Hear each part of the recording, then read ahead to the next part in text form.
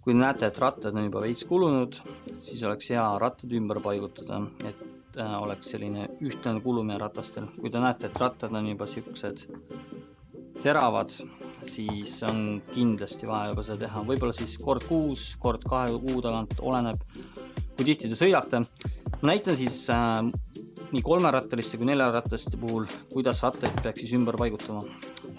4-rattaliste puhul on siis paremuisu esimene ratas läheb 3-ndaks, paremuisu teine ratas läheb 4-ndaks, paremuisu 3. ratas läheb 1. ja paremuisu 4. ratas läheb 2. Ja siis, kui te ümber tõstate, ärge unustage siis neid ka pöörata. Ehk siis, kui muidu on vasakul või siis paremal on logod välja poole rattal, siis hiljem peavad olema need siis sisse poole.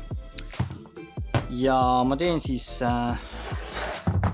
näidis vahetuse oma 3-rattalistega. 3-rattaliste puhul on siis selline süsteem, et paremapoolse uisu esimene ratas läheb keskele, teine ratas läheb 3-ndaks, 3. ratas läheb 1. Ja ma vahetan need siis kiiresti ära ja jõudu tööle!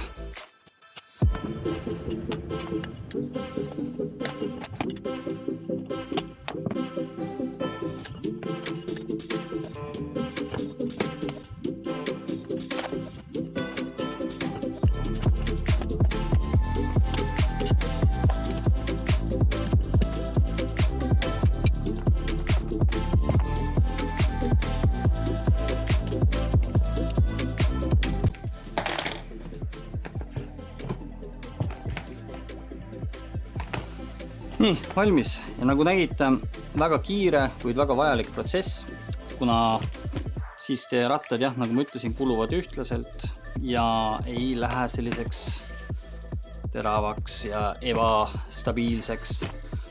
Aitäh, et vaatasite ja ma ei tea, rattad jalga. See you later!